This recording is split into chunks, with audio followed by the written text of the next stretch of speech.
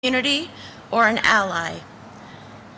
I want to thank all of you for coming today to help us celebrate the contributions of the department's LGBTQ+ employees and contractors. Today, we will hear from distinguished leaders. From the department, we will hear from Secretary Granholm, Assistant Secretary for Nuclear Energy, Dr. Catherine Huff, Lady Edos, our Deputy Director for Diversity, Equity, Inclusion, and Accessibility. We will also hear from Jeff Meridian from the White House and Japer Bowles from the Office of the Mayor of Washington, D.C. I am humbled and honored to represent Energy Pride, to be here with all of you today, and mostly to be able to say that I work for the Department of Energy, where respect, inclusion, diversity, and equity are not just talk, they're action. And this flag-raising ceremony is proof. Now, it is my pleasure to introduce Assistant Secretary Dr. Huff to make some remarks. Thank you so much. What a fantastic day to be out here celebrating everyone. It's really just so beautiful, and it's truly such an honor to be speaking with you alongside the incredible people in this lineup. There are going to be, some real exciting remarks here, but, for me and my purpose, I don't think I'll ever forget this moment. My office is just up there, and so I look straight out at the flag. I am looking forward to looking at it for a couple of weeks, and I hope that there are other flagpoles in the DC area that also raise this flag. I'm a bisexual woman. I'm currently married to a straight man, but, for my whole life, I will continue to be a bisexual woman. And it's, inclusive, exciting experiences like this that make me feel really accepted. And I think it's important to really be proud. And I'm a nuclear engineer, and one of the things that I did when I was a very young person was I helped to start an organization called Nuclear Pride. One of its other founding members is also here in the crowd. You have to really bring your whole self to work, and that was an example of sort of where I found that in my youth. And I think here in DOE, it's like one big energy pride all the time. And I've been really excited to see that. My whole research life has been about advanced reactors of a great diversity of designs, metal coolants and salt coolants and metal fuels and oxide fuels, and it's going to take every single type of reactor to get us to the place we need to be. To decarbonize our whole energy system, DOE is exploring every possibility, every form of clean energy available to maximize nuclear energy's potential. Nuclear energy supports every promising reactor technology that we can. And if we're going to succeed in our energy transition, every single one of us must find ways to celebrate every single climate warrior out there, every piece of diversity that we have. So the world, the United States, the Department of Energy, we need leaders who aren't limited by what's possible. Our energy goals really require leaders that expand beyond what's possible, and who better than the diverse LGBTQIA+ community to believe in what's not possible yet. A community that their entire existence, respect, and the ability to be leaders at all was not always possible. I've seen this administration, particularly within the walls of Forstall, really embrace this kind of mindset. It's going to take everything. And so I'm excited to introduce you to the most important person in our organization, the person who routinely reminds us that it's going to take every technology available, silver buckshot, and every person available. The former editor-in-chief of the Harvard Civil Rights and Civil Liberties Law Review, also former governor of Michigan and current Secretary of Energy, the wonderful, the honorable Jennifer Granholm.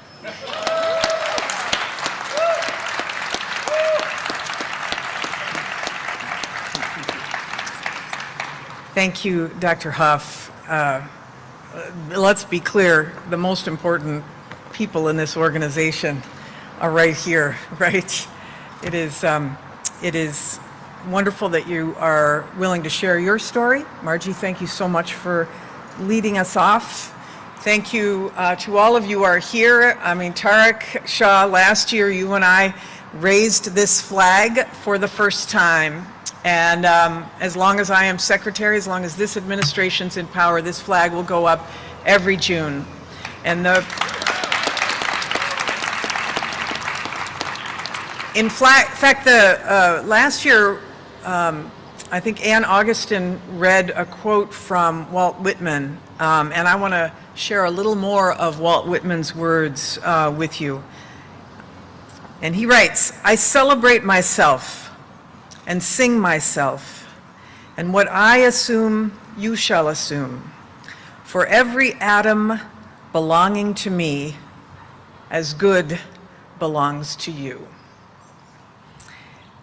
This flag that we will raise is a statement about our commitment to all who see themselves reflected in it, our commitment to the LGBTQ plus community's safety, and safety is big right now, to celebrate their presence with us. For all of you who see yourself in that flag, and all who are working and may not be able to join us, we want you to feel its protection, because that's who we want to reflect. Not just protection, but also celebration of making sure that we are an agency that is inclusive. And as Dr. Huff points out, we need all hands on deck. We need all talent in order to thrive as an agency, but also as a planet. Unfortunately, as we have seen, the right to privacy, the right to safety is under attack. All you have to do is look at social media. All you have to do is see what's happening in the halls of some state legislatures, where people, children, are not allowed to be who they are, young adults not allowed to be who they are, people feeling threatened by gun violence because of who they are or who they love. There's a human rights advocate, Janetta Sagan, said it best, and it's a reflection of what has been said in the civil rights community, whose shoulders we stand on, which is silence in the face of injustice, is complicity with the oppressor. I promise you, this president, this administration will not be silent in the face of attacks on our fellow Americans. And it's why, as one of his first acts in office, President Biden, you will recall, signed an executive order committing this entire administration to equity, to civil rights, to inclusion. And that value has permeated actions throughout this administration, whether it's reversing the ban on transgender participation in the military, or fighting to make sure that in schools there is no sexual or gender discrimination. Because supporting the LGBTQ plus community is not just about acceptance, it's not just about tolerance, it's about action. And it's about saying to all that we respect you, and we celebrate you, and we will fight for you. So today, raising the pride flag here at DOE headquarters, we show the world that we are standing in solidarity with all Americans. And while we are flying this flag just outside our doors, we want to make sure that inside we continue to make sure that we reflect those values in everything we do, personnel-wise, policy-wise, at all levels of this administration inside of DOE. We want to make sure that people can be their full selves at work and be celebrated for it. So we are really proud that 20% of DOE's political appointees identify as LGBTQ plus, 20%. And as long as I'm secretary, any staffer who celebrates pride is welcome here at every level of leadership. And someone who has helped us achieve that 20% is here with us today, Jeff Meridian, who is the Special Assistant to the President for Climate and Science Personnel. Jeff, I want to thank you so much for your making sure that the President's words in that executive order are fulfilled here at the Department of Energy. Thank you.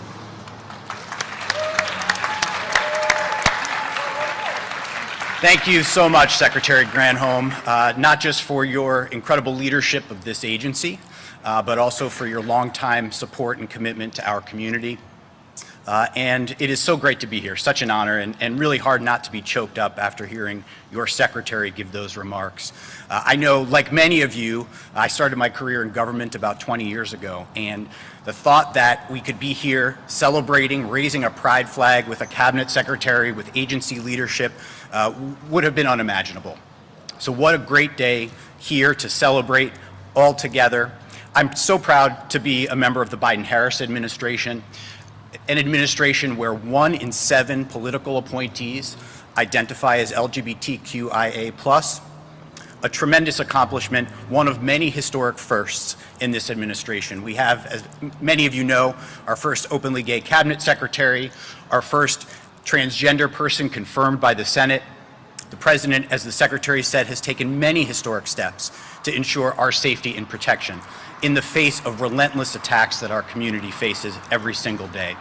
So it is so important that we're here together to celebrate, to reflect on all of the wins that we've had as a community, but to always remember that we must continue to persevere in the face of everything that's going on, not just here, but also around the globe.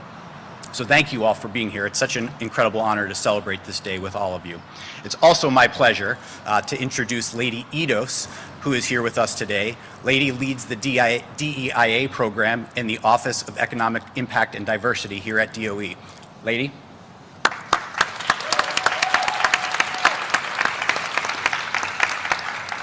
Happy Pride, everyone. So good to see you all. Woo! And thank you so much, Jeff, for your remarks. We are truly grateful for your support on behalf of the President. And thank you, Margie, Dr. Huff, Secretary Granholm, for your words of inspiration. And to all of you for tuning in today in person and virtually for this special celebration. My name is Lady Edos, Deputy Director for the Office of Diversity, Equity, Inclusion, and Accessibility, or DEIA, within DOE's Office of Economic Impact and Diversity. I'm excited to be here with you today to kick off Pride Month and to let you know about President Biden's commitment to advance DEIA under Executive Order 14035. We, as a federal government and the nation's largest employer, must serve as the model of excellence for DEIA. This government-wide strategy outlines 11 priorities, including advancing equity for LGBTQ+ employees. The strategy calls for expanding the use of gender markers and pronouns that respect transgender, gender nonconforming, and non-binary employees, and working towards creating a more inclusive work environment for all. We at the Department of Energy are committed to upholding the mission, vision, and values outlined in the President's strategy. We are creating a policy for workplace gender identity and transition guidelines, and will review existing policies for employees to be able to update their chosen names and pronouns. The DOE National Laboratories have already been leading the way in establishing workplace gender identity and transition guidelines. Berkeley Lab released its first guidelines during Pride Month 6 years ago, and since then, more and more labs are releasing their guidelines in support of transgender and non-binary employees. Additionally, all 17 national labs are partnering with many prominent publishers, academic journals, and professional associations on an important initiative to support researchers who wish to change their names on their published research. This initiative is transgender inclusive, will establish policies and streamline processes to reduce the burden on researchers to initiate individual name changes, and will allow them to fully own their academic work. To date, there are over 20 publishing organizations who've said yes to partnering with the DOE National Labs, and we hope that number will continue to grow. Thank you to our DOE senior leadership, our Energy Pride Employee Resource Group, and to all LGBTQ+ ERGs across the DOE complex for continuing to serve as champions for DEIA. We salute your effort, dedication, and support. And now I would like to introduce Mr. Japer Bowles, Director of LGBTQ+ Affairs within the Office of the Mayor in Washington, D.C., to share a special proclamation. Greetings, greetings. Greetings, everyone, and happy Pride.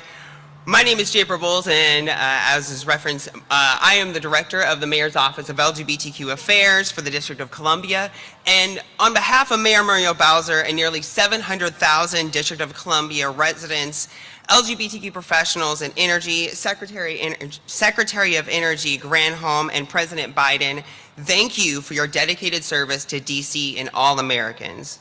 The District of Columbia is proud to be the city that hosts the U.S. Department of Energy. And under the leadership of President Biden and Secretary Granholm, Department of Energy is working hard to develop solutions to sustain the nation's energy needs now and in the future. Today is a celebration of the LGBTQ+ professionals in the field of energy who are making substantial contributions to the American public by developing these solutions to address the nation's growing energy problems.